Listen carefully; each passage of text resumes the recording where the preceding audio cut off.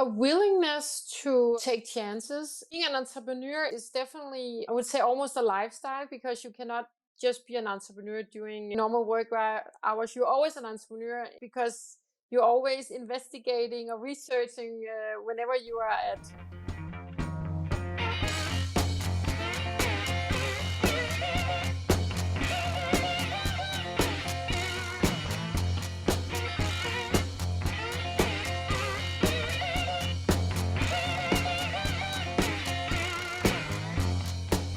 Our featured speaker today is a former entrepreneur, and as an educator, Maria understands the importance of fostering a culture of innovation and empowering teams to take risks and explore new opportunities.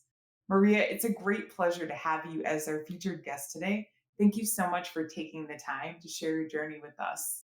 Thank you so much for having me. It's really nice that you were thinking of me. I've had quite a journey since I attended the boot camp back in 2016. We implemented the method, discipline entrepreneurship. It's just been thrilled to educate more and more students in the method, but it's also now a big part of our technical university in Denmark. And they are even having our students now as interns in some of their programs. So it just keeps evolving. And recently I actually talked to the MIT Bootcamp team because we are trying now to get a bootcamp in Denmark in 2025. It's just an amazing experience to having been to the bootcamp and then just the ball keep rolling.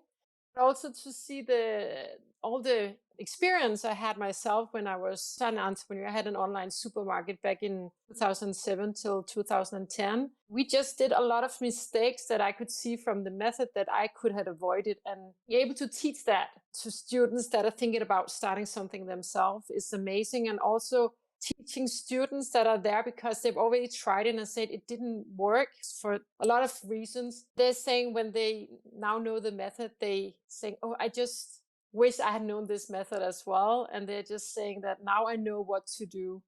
That's just worth everything of being a teacher. That's wonderful. And thanks for giving us a little bit of background of what led you to teaching. I was actually wondering if you could take us back a little further than that and talk about what inspired your journey into entrepreneurship and maybe into that market specifically, if you're comfortable with that. That was actually way back in 2005. I was just finishing my master degree in marketing at the Copenhagen Business School. And my partner, he really wanted to start something online. He was working as an artist at LucasArts with video games. He really wanted to do something else. And we were just talking about what kind of service online is the market ready for. And so we did some research on that and deciding that supermarkets was probably the area that would be the easiest to get into, we thought. We had no idea what we were getting ourselves into. The thing is that at business school, you were back then I was taught, what is this? Doing marketing in big companies. And I didn't really know anything about entrepreneurship. Quite overwhelming to start my own company, realizing it's really challenging to start something when you don't have any money. So we were part of a program that's called Venture Cup, which is quite big now, actually. It's a university competition that's worldwide. They gave a lot of feedback, but they also said back then that online grocery shopping, that's never going to happen. Nobody would want to buy their groceries online. So we were very discouraged and thinking, should we do this anyway? And did most of it with passion and feelings and just thinking, okay, let's just do it. Even though we prepared a lot, we used a lot of time on the website and the service. But when I look back, we didn't do any marketing research.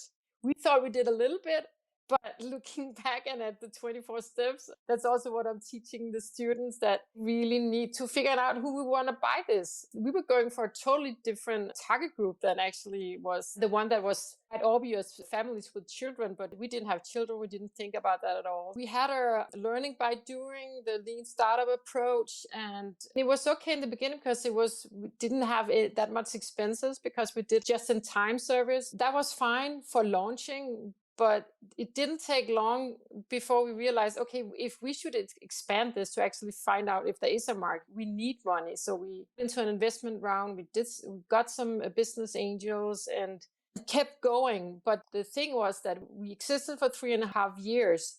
At no point did we have a normal income ourselves at all. We lived on a minimum. We worked at least 90 hours a week. We never saw our friends and families. We had to say no to a lot of family gatherings and all that. And I think that for me was also matter of saying there needs to be a work-life balance also for an entrepreneur. I think this whole approach with disciplined entrepreneurship about being smart instead of working hard, it's a really good approach. And so this with the having the spirit of a pirate but the discipline as a Navy SEAL, we use that a lot in the education as well, actually, to make the students understand that you really need to be very disciplined. You have to do that market segmentation. You have to do all the steps, and you can't skip anything because it will backfire and you will be kicked back at some point anyway. And that's why I really wish I'd had the method back then, because the situation would have been so different for me, because we would have known that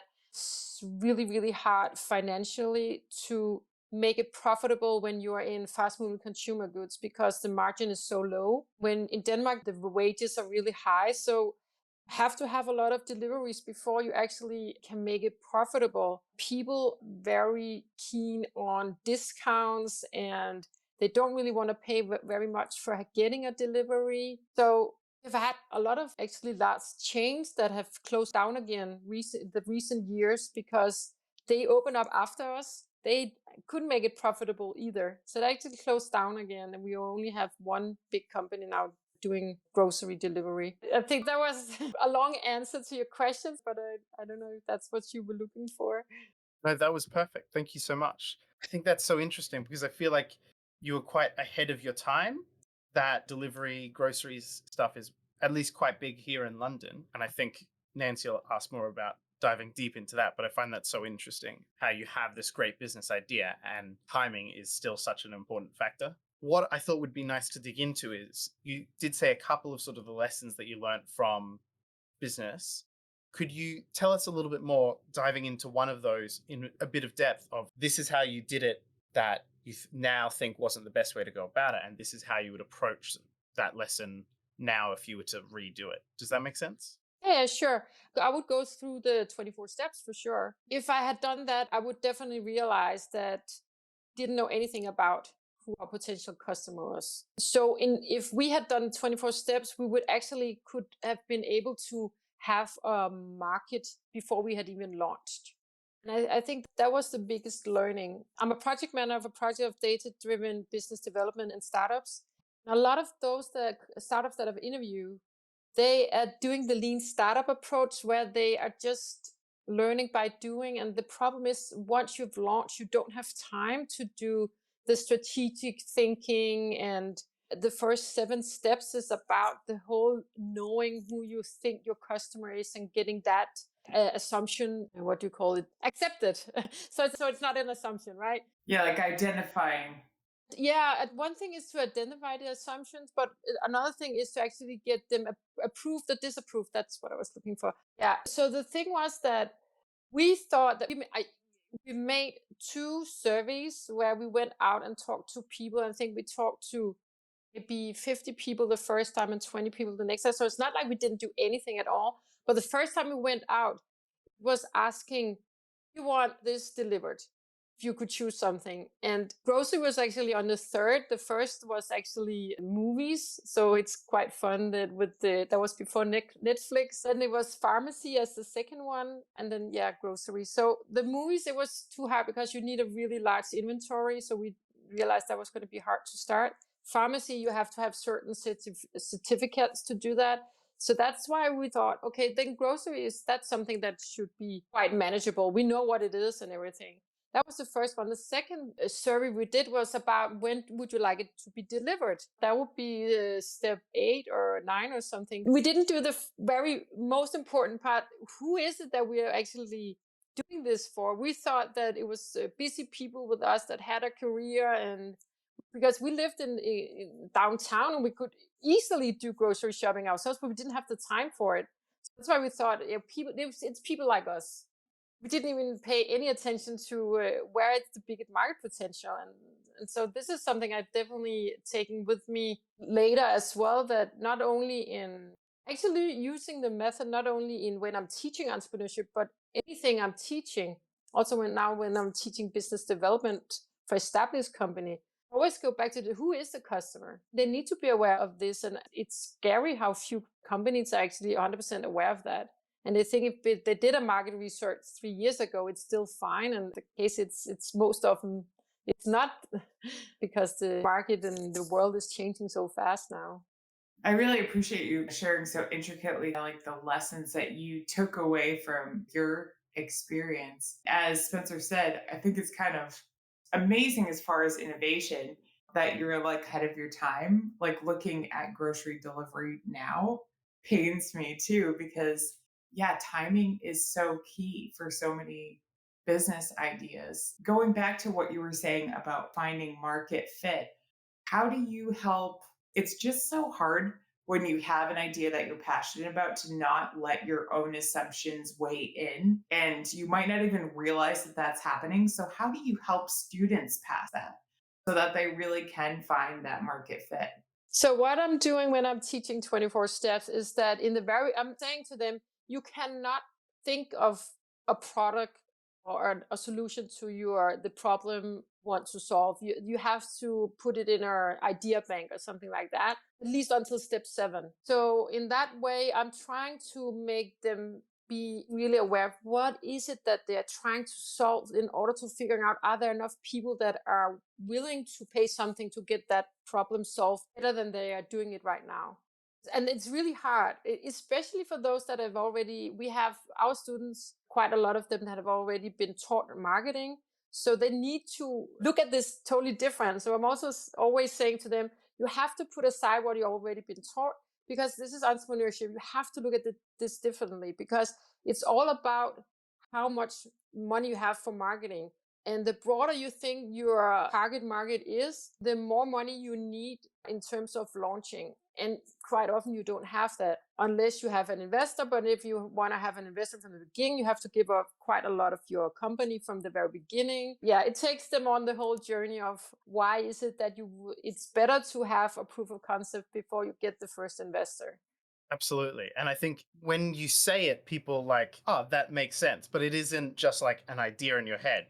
I'm an engineer, so I suffer from the problem of being like, oh, I've had this brilliant idea. It's going to be great. And then what you really need is sort of that analysis and that marketing understanding, which is what you were saying. And I really appreciate that. So I can actually add with a story there with what you're saying, because our students, when they have this third semester, they're doing an internship. And so they have the possibility of doing an internship at the Technical University of Denmark, where they have an elective class in entrepreneurship, where our students are being put together with the engineers. So they are facing exactly what you're mentioning. They want to jump to making a prototype or pre-type very fast, where our students are saying, hey, we need to figure out first, who are we solving this problem for? And so then the really biggest learning for them is actually now the reality really hits them, because they need to realize that even though now they know the best approach, they will have to convince a lot of other people that rather want to do it another way, because it's hard to do it that way. It's really hard to do the steps first because they are really time consuming, and you need to keep having the spirit that you really want to do this, that you're aiming for something big, because it can be really demotivating that you can't just go and create that product that you really have in your head. Absolutely. Andrew actually just put a question on the questions and discussion text channel that I had too. I know with grocery stores, the margins are really low. So he said, how might this impact the viability of the business in the long term? And you described that. So he said, would an in depth market assessment help to define viability better versus trying and discovering inability to be sustainable? So I think you identified the answer is yes. Did you try any of those things in the 3 years or the 3.5 years you're in business? We went break even on EBITDA level in year 3. But we had so much debt from the first years. So a lot of I'm not sure if this is answering the question, but I'm just going to go ahead and then let me know afterwards. So we had a big investment, and we wanted that investment to go into being able to buy the groceries from the wholesaler instead of right now we had. So you can like the wholesaler, the manufacturer, the wholesaler, and and then there is the supermarket's link. So in the very beginning, we just bought right from the supermarket. So of course we had really bad margin, but that was because we wanted to test the market. So already there we were losing money. Then we started being able to, we got it from a wholesaler. So we got that. So that what got us a little bit better margin, but it was really small. And then we could do a lot of the delivering ourselves, meaning we didn't have that cost. And then we got the investment. We started being able to buy from the producer, meaning better margin. But still, you don't get the same margin as if I was a really large supermarket chain. So it was still quite narrow. We didn't realize beforehand how complex this whole buying system is as an entrepreneur, how difficult it is to get into this market when you are a single company, not buying very much. So what we did was that we started adding different types of shops to our service. So we were more like a platform.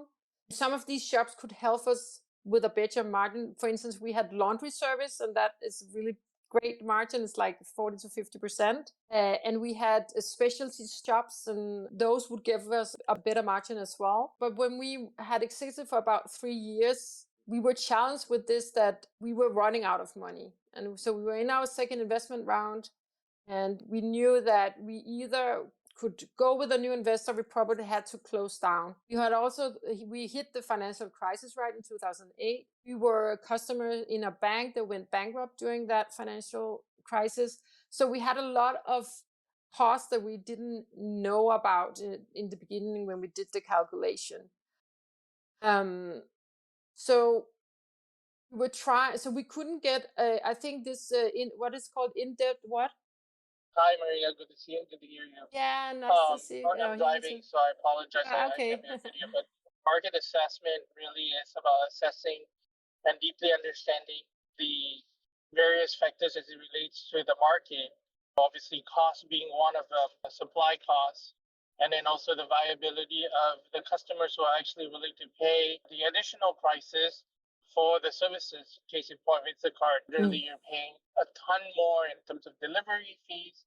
In the United States, we have to pay tips. I guess it's expected that you pay a tip on because it's a service, additional service. So literally, it's an additional 10 to, I would say, 30% more. In addition to the additional cost, Instacart prices are significantly higher comparative to what you would typically get in the grocery store.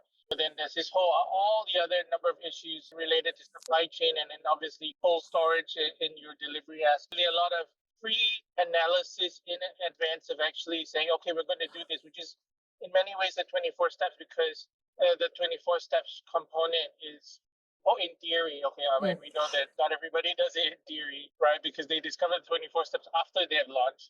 But in theory, the 24 steps is supposed to be conducted in advance of the launch of the startup. So I'm curious to hear if there was something that you had to do it again. Would you have done that? Let me answer the last question first. If I could do the 24 steps, if I would do it again. I'm not sure, because I'm not sure I could make this business profitable, to be honest. It's really, really hard. And that's why the big chains are actually, just went out again of the market. Okay, so what you mean is like reverse finance, figuring out how much is the minimum we can take. We did worst case, normal case, and best case scenarios in the very beginning. That's just like doing like this and just tweaking it out with the numbers.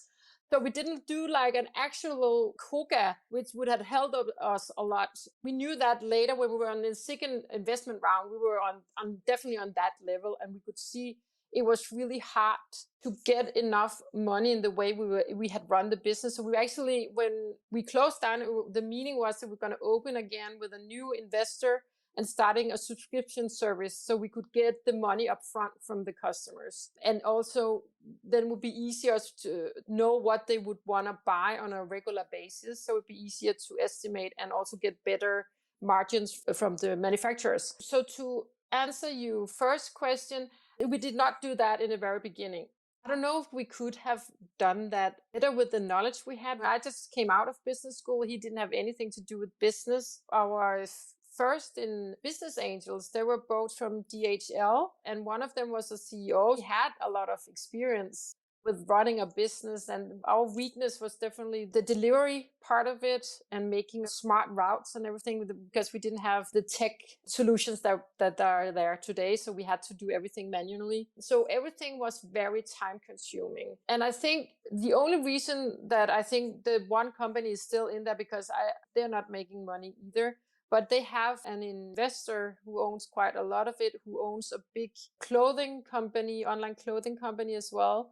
He's one of the richest men in Denmark. And I am positive that he is using this as a test for whenever the market is ready for drones for delivery and for driverless cars or vans to deliver or stuff like that. So I think for him it's just a way of, because people are buying groceries often, so it'd be easy to test once the world is ready for it, so to speak. That's very interesting. Thank you so much. Now that you've mentioned that, I'm definitely going to be watching to see, like, in Denmark, how does those technologies develop in the near future? That's super cool.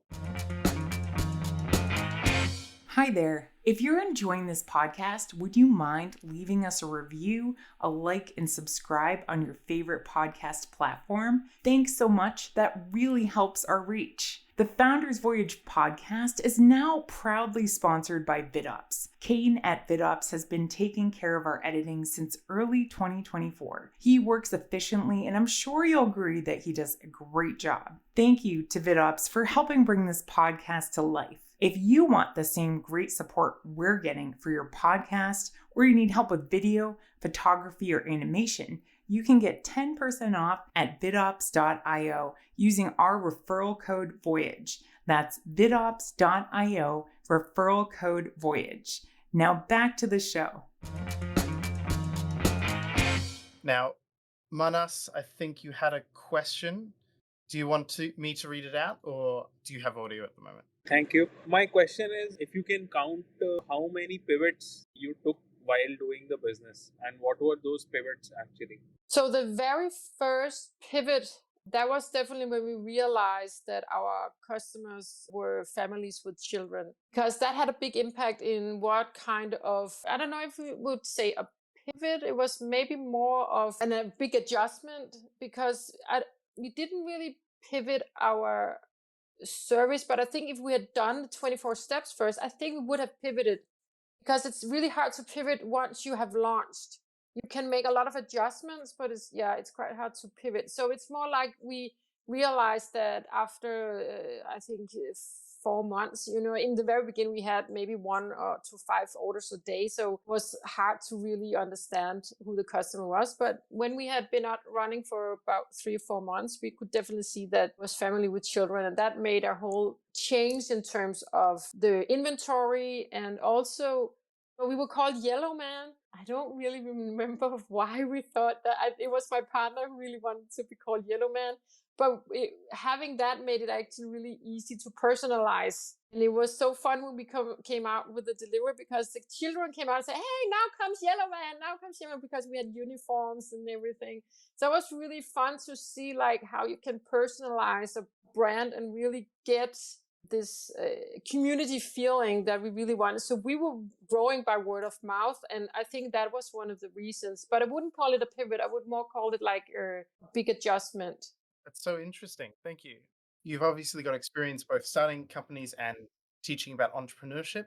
Are there any particular characteristics that you think are necessary in either the founders or the founding team for entrepreneurship? A willingness to take chances. Being an entrepreneur is definitely, I would say, almost a lifestyle, because you cannot just be an entrepreneur doing normal work hours. You're always an entrepreneur because you're always investigating or researching whenever you talk to people when you're out to gatherings or whatever, and you're always an entrepreneur. And that's one thing. And it's also a matter of being aware that it takes courage in terms of knowing yourself, because if you don't know yourself well enough, it's hard for you to establish the right team. And especially during the times where it gets tough, it's always easy when time is on your side and everything's going well. if I can go back to my teaching. So I'm teaching innovation and entrepreneurship at a bachelor level, but it's at applied science. So it's not like at a university. The way we do it is that the curriculum is not such a high level, so to speak, because it's more important that it's learning by doing. So the first 3 weeks when they start the program, it's all about team management. Who are you in certain teams? And also this about knowing your strengths and knowing what other people should do when you are discouraged, or how you react when things are not going well. So we are actually putting in at a lot of situations, and also to understand that it's not good to start the company with your best friend. It's a matter of starting it with the right people in terms of skills both professionally, but also how you are in a professional setting. So if you are a doer, you are not really a starter. It's really important that you are together with a starter. The starter could never do it without the doer, the finisher. So Bill is calling the hacker, the hatcher, and what is the third? I can't remember. So this about acknowledging that those are the different, the hustler, hacker, hatcher, and hustler. But knowing that you need to have different competences in the team. It's not about being buddies and drinking beers on Friday together. It is an advantage. But it's good that if you can do that too. But we actually have a book that's called Stop Complainers and Energy Drainers. The book is actually about, because we are all that somebody prima donnas when we are in discussions. Some are whiners. And this book is about saying, if you are together with a whiner, instead of arguing and discussing, if you read this book, it will give you some guidance on how to approach the person who's like that. Then you will come to agreement anyway. But it's not a bad thing if you are a prima donna. You should be very careful, because they can be difficult to have in a team, because they always want to be right and can't really see anything else. We always appreciate book recommendations, as we told you earlier. It's interesting to think about it that way. You might find a technical and even a culture fit with someone, but you might have something in that relationship that just doesn't quite allow you to run a business effectively together. I think it's a really difficult thing to identify. I wanted to ask you kind of what led you to apply for the boot camp in general, but Manas also has a question on here, so I let him go first. And if it winds up being the same answer, great. He wants to know how you would approach teaching K through 12 students entrepreneurship. So I'm wondering if this is something you've thought about before.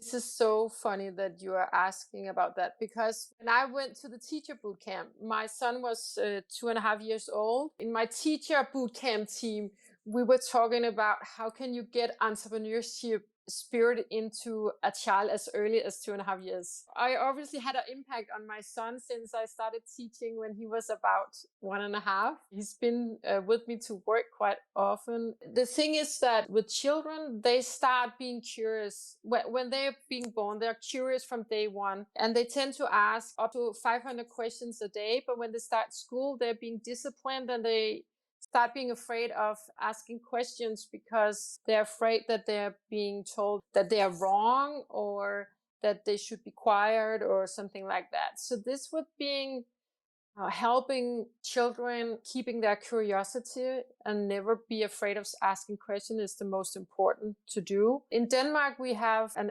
association that are actually made programs for entrepreneurship in schools starting in 6th grade. The interesting is that from 6th grade is around the last time where we are afraid of showing people what we've made. We just made whatever they're very creative. But once you are above grade 6, you are being afraid what people are thinking about what you are doing. That if it seems stupid, or very cautious about what other people think. So I think if we could establish more curiosity and have entrepreneurship because in the world we live in today, everything is changing so fast. So it's actually a really important skill today for children, that they keep thinking of ways to do things. So my son, for instance, he often talks about, this could be done like this, or it's so annoying, I would like to change this. And then we talk about, why would you want it to change, and Would it then be better? How would you like to change? And we talk about what are the possibilities. So I think with this, just being open-minded to whatever children are saying. And often also when you interview children, if I had to interview a child with my online supermarket, I think I would have got really important knowledge from them, because they just talk. They don't really care about what they are saying. They just come from the heart. And I think we could learn a lot from that. So if we could combine that, and I think if also established entrepreneurs or incubators, they could have children that young out, and just so it could be a part of a natural thing that kindergartens are going out to incubators and seeing what they're doing. And I think it would be natural that they would get inspired to know that you don't have to accept that things are the way they are. You can always think about, could this be done in a better, easier way? Absolutely. It almost feels like we, to some degree, train kids out of some entrepreneurial mindsets. Exactly. Thank you so much for sharing that with us. Entrepreneurship and innovation.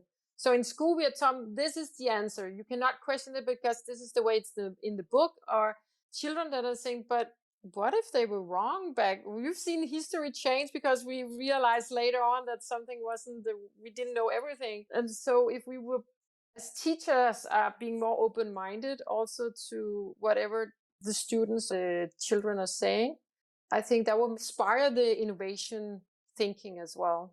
Absolutely. I think there's a story of Einstein as a physics professor who gave the same test twice, but the answers were different because the knowledge had improved between the 2 years. Having that mentality that actually things can change, even if maybe it's written in the textbook, I think is something that we want to encourage in kids. Now, in the different things you've done so far in your life, and you've taken, I'd say, quite interesting path in your life, do you have a particular guiding vision or philosophy that's helped you when deciding on big or small life choices, personally and professionally? I would definitely say when I started, this is very personal, but when I started my company, it was with my partner, and I thought we were starting a life together, and having this company together was part of it. So when we broke up, while we had this company, that was personally really, really difficult, because that was the whole vision I had for my life that totally broke. I did a lot of coaching and self-reflection, and realizing that I had a tendency of choosing with my heart instead of also with my mind, believing that if I always follow my heart, I will always be happy, but that's not always the case. So I had to have some reflection on, if I don't want to end up being in a situation where I'm always broke, or what are my dreams actually? I didn't have 10 or 5 year plan that some people have. And sometimes I'm looking back and thinking, I wish I had that, because I think then I would have made some, I was about to say better choices, but I don't really mean that, because I would have done everything all over again because I followed my heart. I do a lot of thinking now, thinking in terms of what do I want to do with my life? Where do I see myself in terms of, especially as a family? I live alone with my 2 boys. And what's most important for me is that they get the right values into our family, but also the beliefs I have in terms of how you are the best version of yourself in life and to other people. And that actually had taken a long time to become the mother I wanted to be. And that was actually the guiding path for me when I broke up with my boyfriend, because I knew I wanted children in my life and he wasn't sure. So I needed to figure out what to do. In that way, my personal life reflected my professional life in terms of, if I want this, then what should I do? When my own company closed down, I was part of another startup where I didn't own it, but I was helping starting it up in Denmark. So it was a family business, and it was really difficult to help because they were in the same situation as me. They had not done thorough enough work in terms of being ready to launch.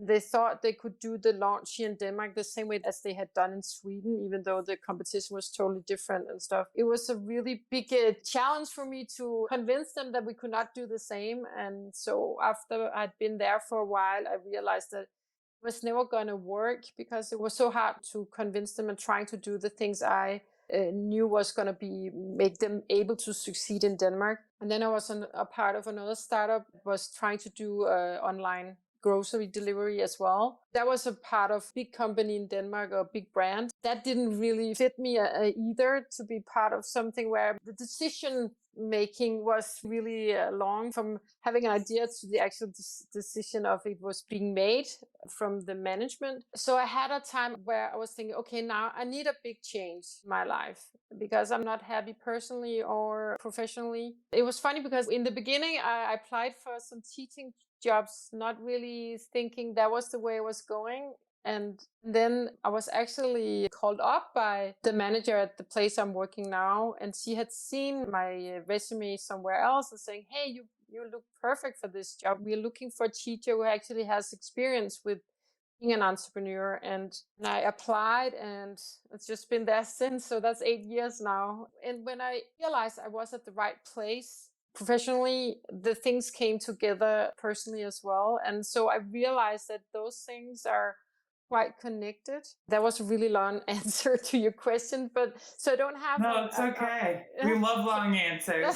so I don't have made a plan like I have to be there in 5 years. I used the secret a lot actually during when I broke up with my boyfriend when I still had the company, because I thought really I need to figure out why is this happening. It was so hard to find the reason that everything happens for a reason and all this. So the secret actually helped me a lot and made me realize, okay, where do I see myself? If I want 1 million, why do I want that million? What is it that I want to accomplish? Because a lot of people talk about, I just want to be rich. Why do you want to be rich? So it was more a matter of saying, okay, I have this thing like, I want to be happy, but what is happiness for me? Is happiness a destination, or is it a way of life? And I realized it's a way of living that every day you like your everyday life and not always seeking to get to that 1 million or something like that. So that was actually became my purpose and what I was aiming for. So I'm cautious about how I react to my children, because if I'm harsh to them or something, I know that there's something wrong. I need to look inside myself, saying, okay, why am I stressed right now? Why am I stressed? Because the most important for me is to be the mother I want to be. Yeah. So. Yeah, no, I really appreciate your answer though. I love how you are able to connect that one thing has led you to the next, and really see how you've changed as a person, going from making decisions that were more led by heart to letting logic weigh into that. And I was going to say, statistically, you are in the right place geographically to be happy, right? Yeah, I know. It's Denmark. That's what we hear. Denmark's the happiest place. Yeah, it was a couple of years ago. We were the happiest place on earth. Not Yeah. anymore, But you know what? The grass is always greener, isn't it? yeah. Now it's Finland. Oh, is it? Okay. All Yeah, right. yeah. Well, I agree with you. I don't think it's about moving so much as it is about perspective and cultivating the things in your life and within yourself that bring out the best in you. And as you talked about, I think we say the words toxic people too much in the US. I liked the way the book put it, getting rid of the complainers, and what was the other word? Energy drainers. Energy drainers, Yeah, I think that's a great way to kind of think about who you have in your life and why. So, because entrepreneurship and teaching has become like your life and what you're so good at, and you use the book as well, what led you to actually apply for the MIT bootcamp program? And to your point, was that more of a head or a heart decision? It was both, in terms of, I started teaching in August 2015. When I started teaching, I was really not understanding the subjects that were in the curriculum. So I was talking with the other teachers. A lot of them had, no, that's actually not true. A few of them had been part of a startup, but none of them had been the owner of a startup, and not a scalable startup. So even though, my company was really small, even then when it was on the highest, it was a scalable company, right?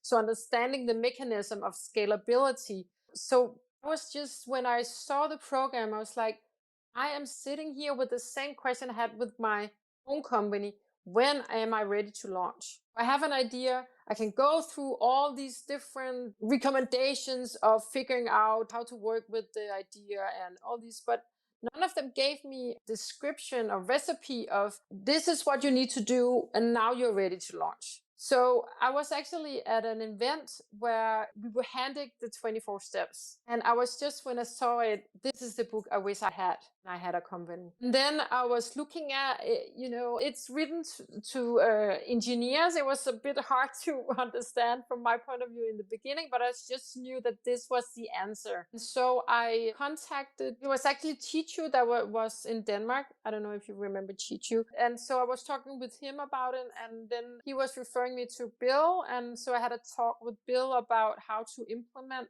24 steps in a teaching situation. And then he said, hey, you should come to the boot camp. And I was like, what boot camp? And I was talking about the teacher boot camp. And I applied for the boot camp in March 2016, I think. Bill had given us access to all his materials. So it gave us an idea of how to implement it. But it was such a different way of teaching. It was the way I wish I had been taught when I went to school. The connection between everything, all the subjects you have in school, so you can see the progress. Because I remember when I was at the business school, they said, you learn a lot, all this in terms of accounting, but don't worry about it, because when you are in the company, you are never going to use this again. Then why teach me this? How can I use this when I'm doing this marketing class in a minute?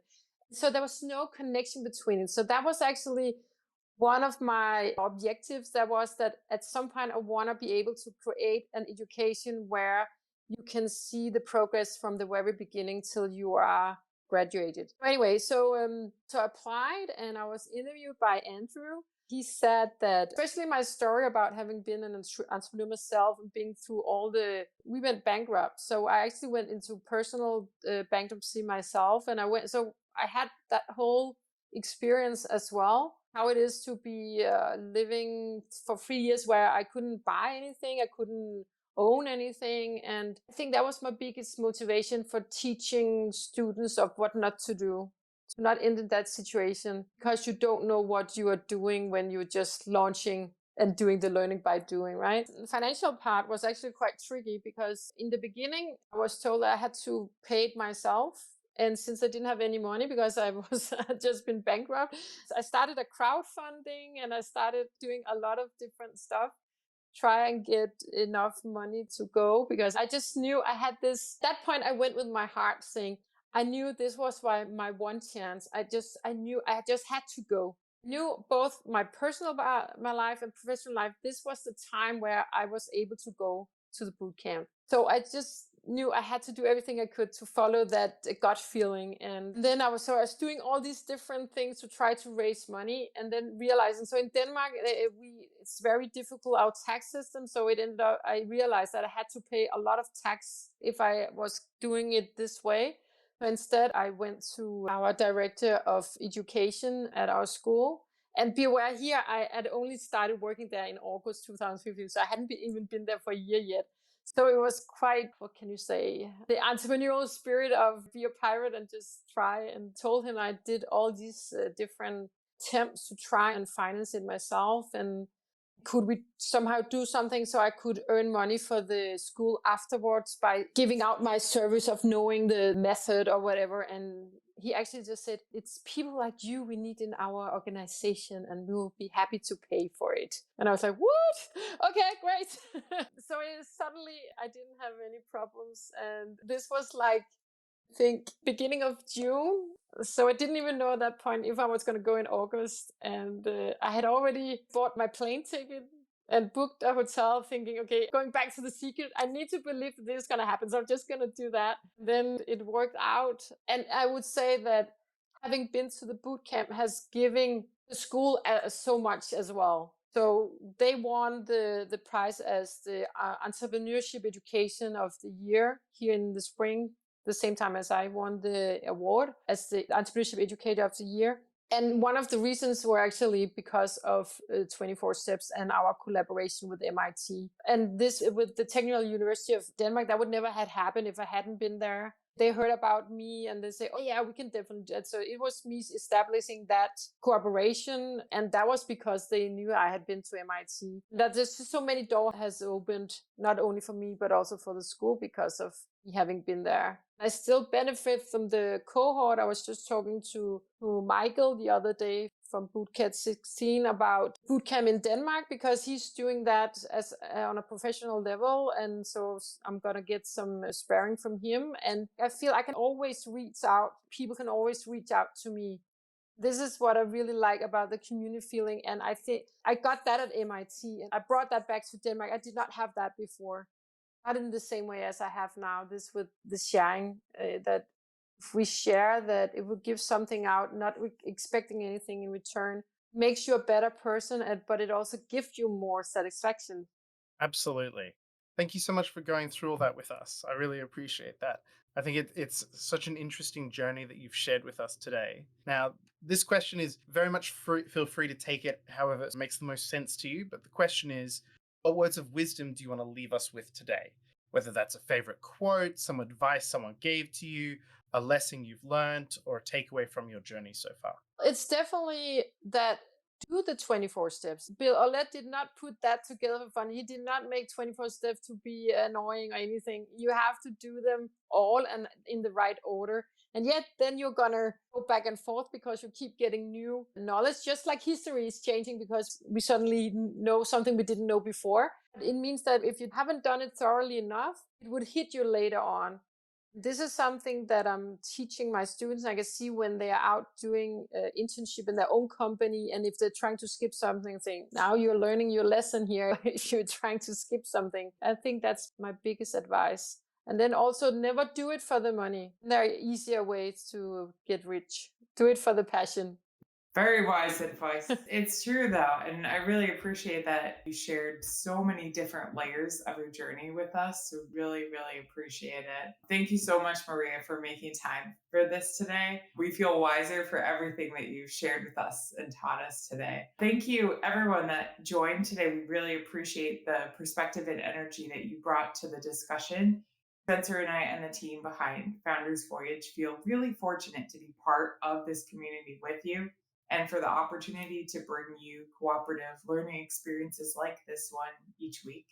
We'd love to hear your nominations for future community members and also Saturday interview guests and topics that you'd like to discuss as a community, because we've started doing those discussions as well. But in the meantime, thanks again for joining, and we hope you all have a great day and evening ahead. And thank you for having me, and thank you for the great questions. Thank you so much. Yeah, thank you so much. We hope you feel energized going into the rest of your weekend.